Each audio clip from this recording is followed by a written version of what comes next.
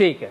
अच्छा राना साहब, जो उसका मामला नेशनल क्राइम एजेंसी वाला मामला है, 190 मिलियन पाउंड मलिक रियाज साहब की स्टोरी है और वो नैब अपनी तहकीकात तो कर रहा है, लेकिन उसमें फैसल वाडा साहब ने इंकशाफ ये किया है कि जी 5 बिलियन जो हैं वो जनरल रिटायर्ड फैज़ ने लिए थे, फैसिलिटेट किया था, काबीना अरकान को कॉलें की एक दिन पहले कि आपने ये मंजूर करवाना है, और 1 अरब रुपए का उन्होंने इल्ज़ाम लगाया कि ये शहजाद अकबर साहब ने लिए थे। क्या उनके खिलाफ भी तहकीकात होंगी, हो रही हैं?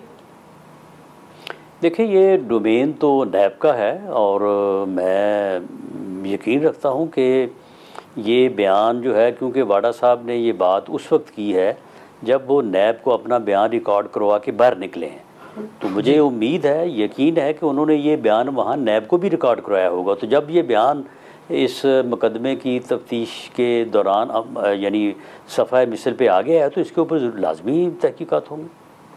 ठीक है। राना साहब, एक क्विक कमेंट आपका चाहिए। जो मलिक रियाज और एनसीए के दरमियान मुआहदा हुआ था, क्या वो आप रिक्वेस्ट आपने की है हुकूमत बरतानिया से कि वो आपके हवाले किया जाए? क्योंकि वो लेटर जो हुकूमत पाकिस्तान और एनसीए के दरमियान राब्ता हुआ था, वो तो आप कह चुके हैं कि काबीना में डिस्क्लोज हो गया है, पता है कि उसमें क्या लिखा है, लेकिन जो मलिक रियाज और एनसीए के दरमियान मुआहदा हुआ था वो अभी तक मिसिंग है।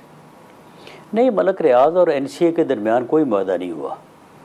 एनसीए ने वो पैसे भेजने थे पाकिस्तान जी, तो पाकिस्तान की गवर्नमेंट ने वहाँ पे जाके बयान दे दिया कि जी आप इस अकाउंट में भेज दें।